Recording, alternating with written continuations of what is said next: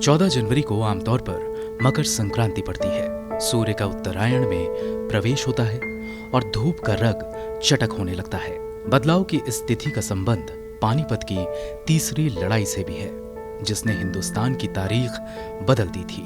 मराठों का पूरे हिंदुस्तान पर काबिज होने का सपना हमेशा के लिए चूर चूर हो गया था और अंग्रेजों का सितारा बुलंद होने का रास्ता साफ हो गया था। हरियाणा में पानीपत वो मैदान है जहां लड़ी गई 3 लड़ाइयों ने मुल्क की तस्वीर बदल दी थी। 14 जनवरी 1761 को पानीपत में हुई तीसरी लड़ाई मराठा सेनापति सदाशिव राव और अफगान शासक अहमद शाह अब्दाली के बीच हुई थी।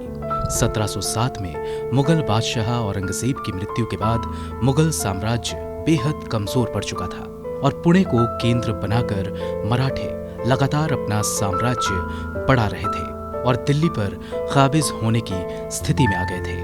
मराठों की इस गति से तमाम देशी रजवाड़े भी दहशत में थे और तमाम अफगान कबीलों को एकजुट करके अफगानिस्तान की नींव डालने वाले अहमद शाह अब्दाली भी सीमाओं की सुरक्षा को लेकर खतरा महसूस कर रहा था। अहमद शाह अब्दाली 1760 में हिंदुस्तान आया और 1761 में उसका सामना मराठों से हुआ। 14 जनवरी की इस भीषण लड़ाई में जितने लोग एक दिन में मारे गए, उतने शायद ही कभी किसी युद्ध में मारे गए।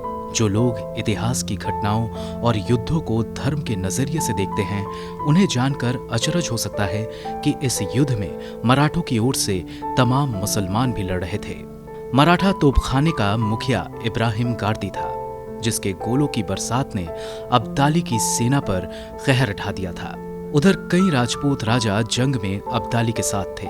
दरअसल 1734 में हुए एक समझौते के जरिए दिल्ली के बादशाह की हिफाजत के बदले मराठों ने इस इलाके में लगान वसूलने का अधिकार हासिल कर लिया था, जो पहले राजपूत राजाओं के पास था।